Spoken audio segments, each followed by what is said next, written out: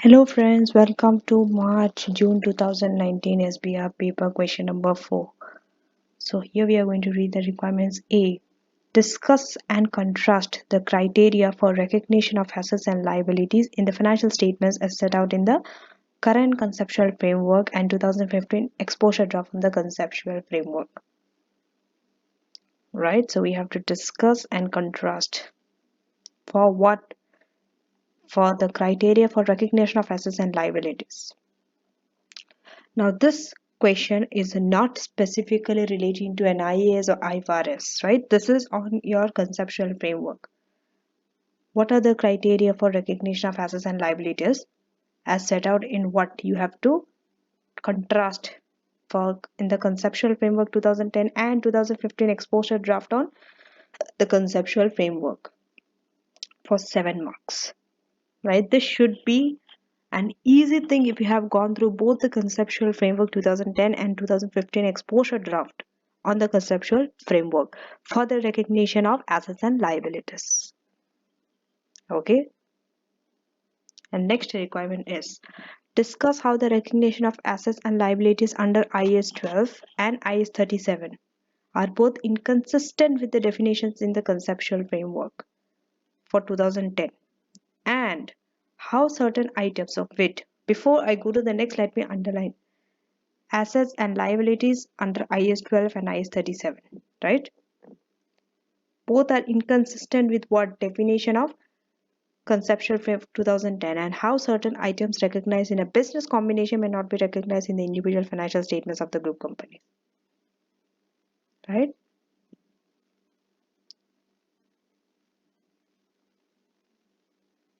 So they will not be recognized in the individual financial statements of the group companies, even though they are recognized in the consolidation. You need to consolidate for the group company's financial statements.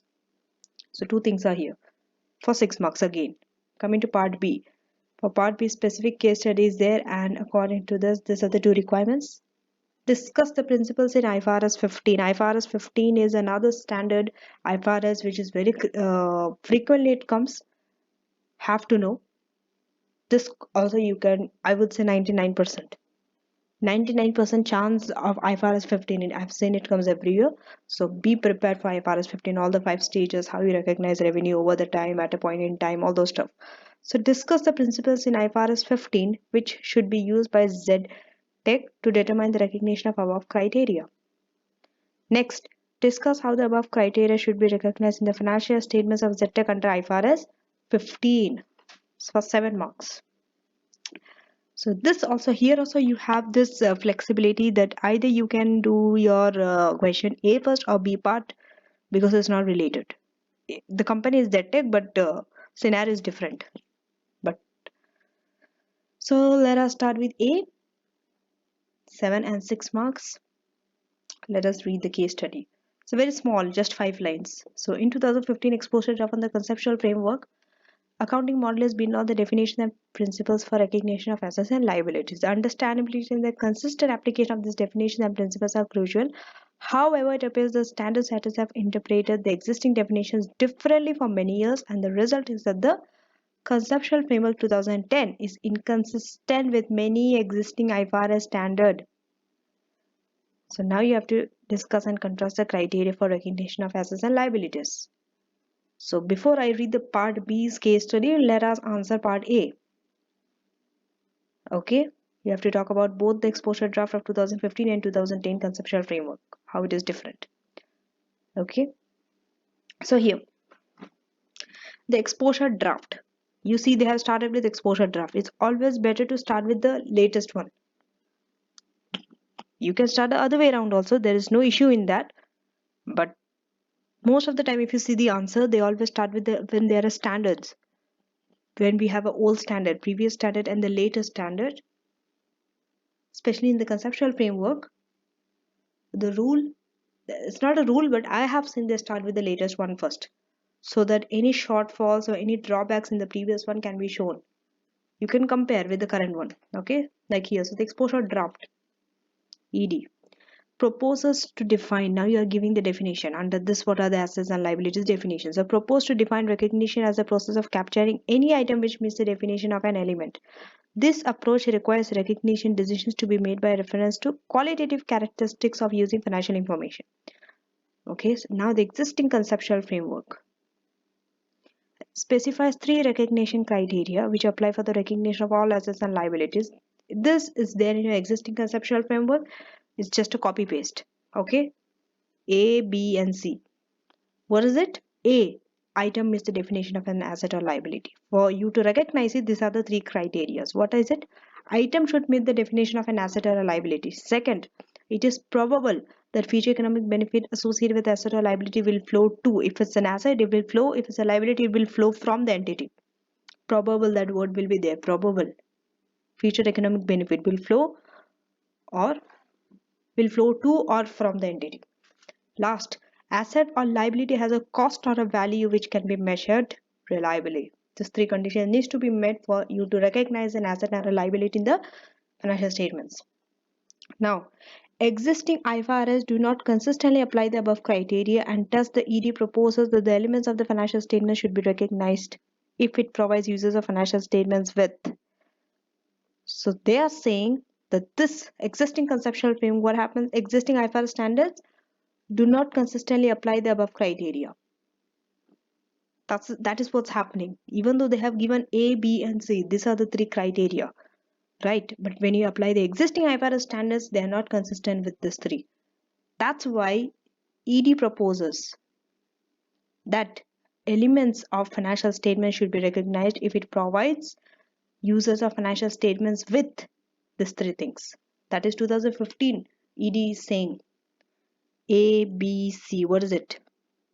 Relevant information about an asset or liability and about any income, expense, or changes in equity. Second, faithful. So relevant information, faithful representation, and information where benefit exceeding the cost. So these three things has to be there. Faithful represent, because these are the what did they say here? Go up, exposure dropped. How do they recognize? Based on the qualitative characteristics of useful financial information. So what is the qualitative characteristics of financial information? The two, relevant information, faithful representation. Two things. And the other one, benefit is more than cost. So second, faithful representation of asset or liability of any income, expense, or changes in equity. Last, information which results in benefiting exceeding cost of providing that information. Now let us go here. So recognition may not provide relevant information where it is uncertain whether an asset exists or is separable from goodwill, or whether liability exists, and whether there is only low probability that an inflow or outflow of economic benefit will occur. That time you cannot recognize. When you are uncertain about asset or liability whether it exists or not, that time it cannot provide relevant information. So additionally, if the level of measurement uncertainty is so high that the resulting information has little relevance, then the recognition should not occur. The IASB, that is the International Accounting Standard Board, feel the revised conceptual framework should not contain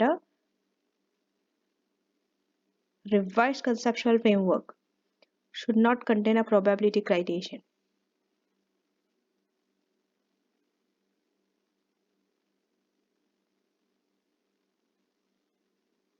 Right? There's a probability. They should not contain this, which means that there may be recognition of assets or liabilities with low probability of inflow and outflow of economic benefit. Exactly. You might even recognize those assets and liabilities also based on the revised conceptual framework, which has a very low probability of inflow and outflow. So that's why they are saying it's not good. It's better to remove this probability criterion out of it. Now, it is thought that the revised conceptual framework should identify only two criteria for recognition. That is relevance and faithful representation, with the cost benefit criteria being removed as a third distinct recognition criteria. So they are saying it's better to only have relevance and faithful representation, but remove the third. What is it? C. Remove the cost benefit criteria from the picture. So the latter would be mentioned as a general statement in the revised conceptual framework to explain that cost constraints, recognition decisions, and the recognition of any element must be sufficient to justify the cost of providing that information. So they will remove it from the recognition criteria but put it as a general statement in the revised conceptual framework. Next, second part of A. So, how assets and liabilities under IAS 12 and IAS 37, and why it is inconsistent with the current conceptual framework of 2010. So when you're answering, go through answer, keep your requirements in front of you and keep the answer, so that from time to time you don't forget what is the requirement. So now we are going to start with IAS 12, and then we are going to talk about IAS 37. So according to IAS 12, deferred tax liabilities are recognized for all taxable temporary differences. See, these are all rules, okay? If you have read IAS 12, I can read this fast, you will understand everything. But if you're not thorough with IAS 12, you will not understand what is this taxable temporary difference, all the stuff, okay? So the deferred tax liabilities are recognized for all. You have to talk about what deferred tax, because assets and liabilities, how it is recognized. So what is an asset and liability under IAS 12? Deferred tax assets and deferred tax liabilities, how it is recognized under IAS 12. That's what you have to see. So deferred tax liabilities are recognized for all taxable temporary differences. The word taxable will be there for liabilities, remember that. Taxable temporary differences with 3 exceptions.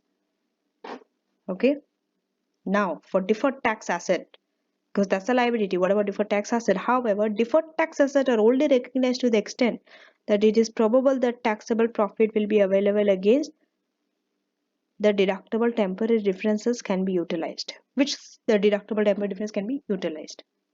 Thus, the standard only applies the probability threshold to deferred tax assets and not to liabilities. Can you see? The standard only applies probability threshold to deferred tax asset, not liabilities.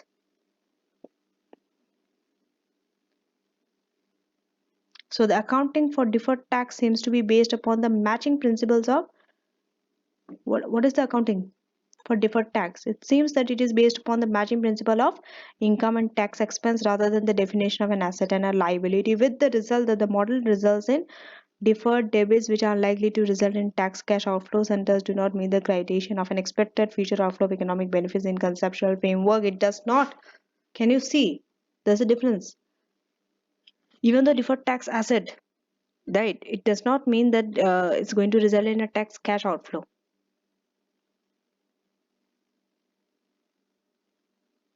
For the deferred tax, immediately you're not going to pay, right, in the future. So expected future outflow of economic benefit, it does not meet that criterion which was there in the conceptual framework. Next, although the conceptual framework gives the same threshold for recognition of assets and liabilities, IAS 37 requires the recognition of assets which they are virtually certain.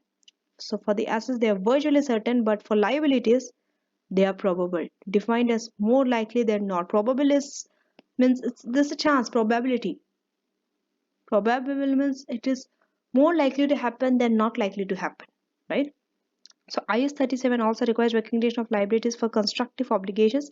Thus, the definition of an obligation under IAS 37 can often be broader than any other standards, for example, IAS 32. Okay. Now, IAS 37 includes a probable outflow threshold for the recognition of provisions. But the recognition threshold does not apply to obligations which normally fall out within the scope of IAS 37 when they are acquired as a part of business combination. So now you have to talk about IFRS 3 when you talk about business combination. That was the last requirement. That requires recognition of a contingent liability of a subsidiary, irrespective of their probability. IFRS 10. This also you have to talk about. Consolidated financial statements requires recognition at fair value of contingent consideration to be received for a business which is disposed of, even if the employee is not probable. Thus, these items are recognized under IFRS 3 or 10 when they arise from a business combination, whereas they are not recognized in the normal course of business. So they are recognized in under IFRS 3 or 10, but not in the normal course of business. For this to understand, I don't have much to say on this. Read IAS 37, IFRS 3 and 10. Okay, next we are coming to part B. So part B, we have to read a small case study. So ZTech is a software development company which provides data hosting and other professional services. What does it provide? One is data hosting, the other one is other professional services. Why did I underline this? The reason is because you have to define revenue. How revenue is recognized under IFRS 15. So you know that to recognize revenue, there could be one product or service, or there could be number of services. Okay. Performance obligation. So as part of the services, ZTech also securely host a range of inventory management software online which allows business to manage inventory from anywhere in the world. It also sells hardware in certain circumstances. ZTech sells two distinct software packages. The first package, named O Inventory, gives the customer the option to buy the hardware, professional services, and our hosting services separate and distinct contracts.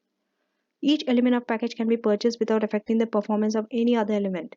ZTech regularly sells each service separately and generally does not integrate the goods and service into a single contract. So that means the contract will be different for each service.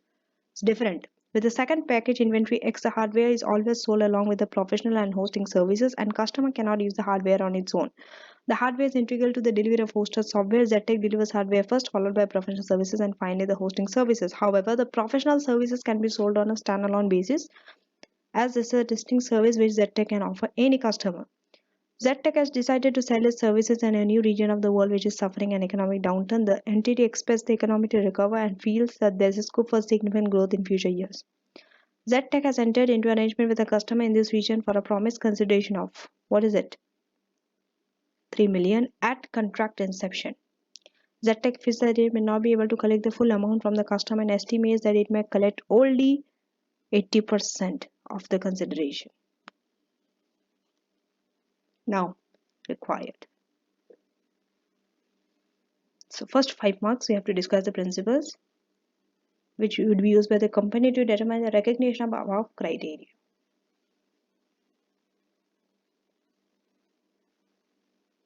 First, basically the first 5 steps they are saying. So IFRS 15 states that an entity must first identify what? Contract with customer. As a part of that identification, the entity has to determine whether it is probable that the consideration which the entity is entitled to in exchange for goods or services will be collected. An assessment of the collectability is included as one of the criteria for determining whether contract with the customer exists or not. What is it? Assessment of collectability, whether they can collect it or not. This is also one of the criteria which is there for determining whether there's a contract with the customer. Next, IFRS 15 states that the entity must identify the performance obligation in the contract. Once an entity has identified the contract with the customer, it evaluates the contractual terms and customary business practice to identify all the promised goods or services within the contract and determine which of these promised goods or services will be treated as separate performance obligation. As entity will have to decide whether the obligations are distinct or a part of a series of distinct goods and services which are substantially the same and have the same pattern of transfer to the customer. You have to decide whether it is same or distinct, because you might have more than one performance obligation, like in this question. So a good or a service is distinct if the customer can benefit from the good or service on its own. Next,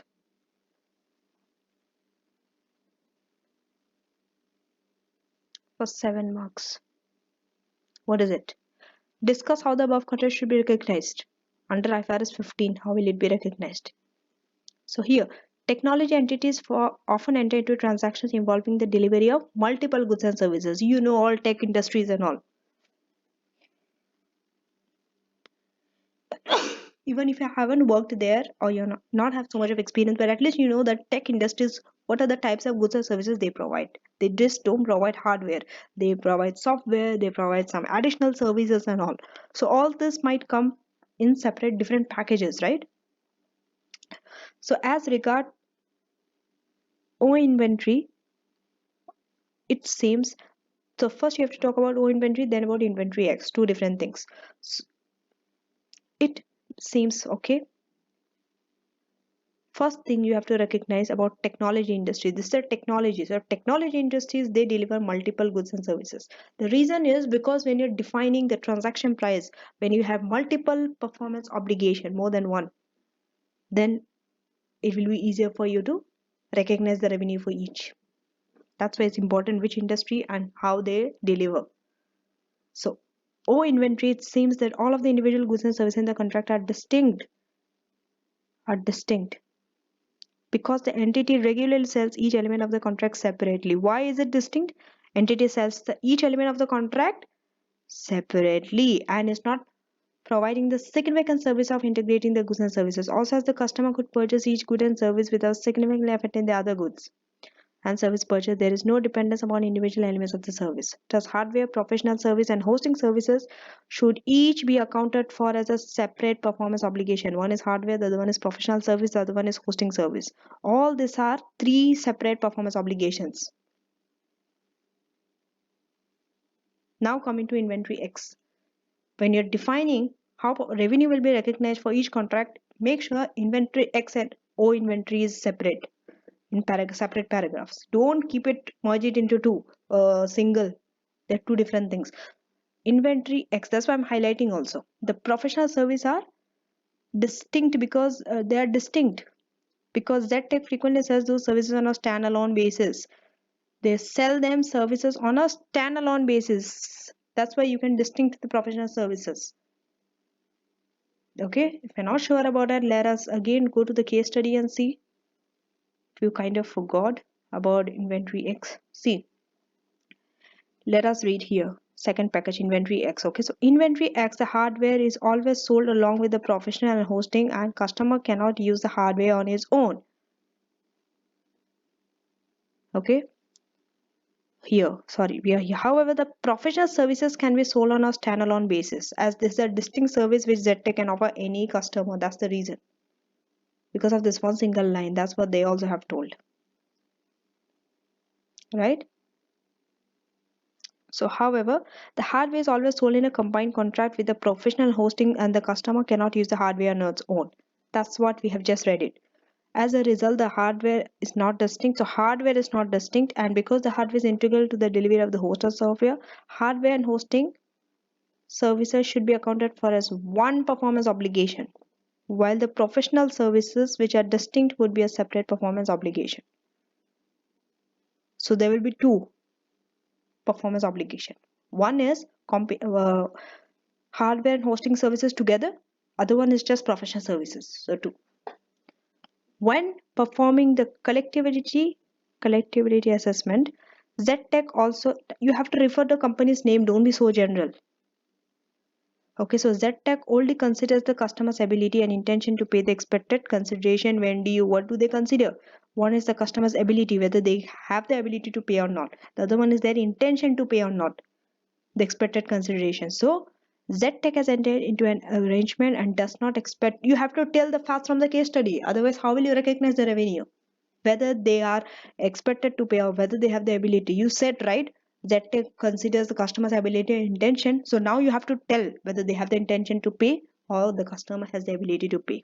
That you have to tell. So ZTech has entered into an arrangement and does not expect to collect the full contractual amount, such as the contract contains an implied price concession. They does not expect to collect the full contractual amount. Therefore, ZTech needs to assess the collectibility of the amount of which it expects to be entitled rather than the stated contractual amount. Again, they need to reassess. It's better to reassess rather than what? Rather than go by the stated contractual amount. That's what they told. ZTech, because they told 80%, right?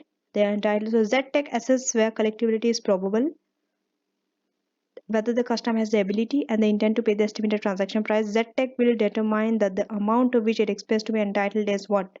2.4 million, and performs a collectibility assessment based on that amount rather than the contractual price of 3 million. They will determine what? Their collectibility assessment based on 2.4 million, not 3 million. Why? Some amount you have to write. Because see, whenever you are given, this is the key to understand where to use numbers. Whenever you're given some number like this, okay, you're given some numbers like this, use those numbers. Small, at least one line, some number has to be there because you're given some numbers. If you're not given any numbers, okay, we can understand you're writing all theory. So use that number. That number is given for you some purpose. That number, whenever they give you a small number, even a one number, that number, you have to use it in your answer. That's why it's given there. Think like that. How can I use this number? You have to use that number. That number is there for your use. Any question where number is there. Sometimes there will be so much of number, plenty of number. But in this case, we can say this question number 4 is just full of theory. Just one number is there. I can see just now. So make use of it. Because 80% of 3 is 2.4. So on this you have to assess the collectability, not on 3 million. Because they told that ZTech feels that they cannot collect the full amount, only 80% of the consideration. That's why they have to reassess their collectability. Understood? So 80% of 3 million. So that's it for question number 4. With this, I have finished all my 4 questions on March June 2019 SBR paper. And if you have any other paper for me to solve, please let me know in the comments below. And thank you. Take care and best of luck for the results which are going to come in 2 days. That's on 12th of April.